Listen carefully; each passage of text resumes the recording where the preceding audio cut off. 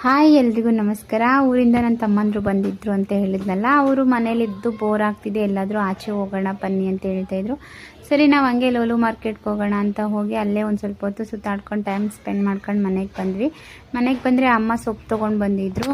ಅದಕ್ಕೆ ಗಣಕೆ ಸೊಪ್ಪಿನ ಸಾಂಬಾರು ಮಾಡೋಣ ಅಂತ ರೆಡಿ ಮಾಡ್ತಿದ್ದೆ. ಒಂದು ಕಡಾಯಿಗೆ ಈರುಳ್ಳಿ, ಬೆಳ್ಳುಳ್ಳಿ, ಗಣಕೆ ಸೊಪ್ಪು ಹಾಕಿ ಚೆನ್ನಾಗಿ ಫ್ರೈ ಮಾಡಿದ್ಮೇಲೆ ಒಂದು ಜಾರ್ಗೆ ಕಾಯಿ, ಕಡಲೆ, ಚಕ್ಕೆ ಪುಡಿ, ಕೊತ್ತಂಬರಿ ಸೊಪ್ಪು ಮತ್ತು ಬೇಳೆ ಸಾಂಬಾರು ಪುಡಿ, ನಾವು ಏನು ಸೊಪ್ಪನ್ನ ಹುರಿದಿಟ್ಕೊಂಡಿದ್ವಿ ಅದನ್ನು ಹಾಕಿ ಚೆನ್ನಾಗಿ ಪೇಸ್ಟ್ ಮಾಡಿಕೊಂಡು, ಮತ್ತು ಒಂದು ಪಾತ್ರೆಗೆ ಎಣ್ಣೆ ಹಾಕಿ, ಎಣ್ಣೆ ಬಿಸಿ ಆದಮೇಲೆ ರುಬ್ಬಿರೋ ಮಸಾಲ ಹಾಕಿ, ಸಾಂಬಾರಿದು ಗಟ್ಟಿ ಇರಬೇಕು, ತೆಳು ಆದರೆ ಚೆನ್ನಾಗಿರಲ್ಲ.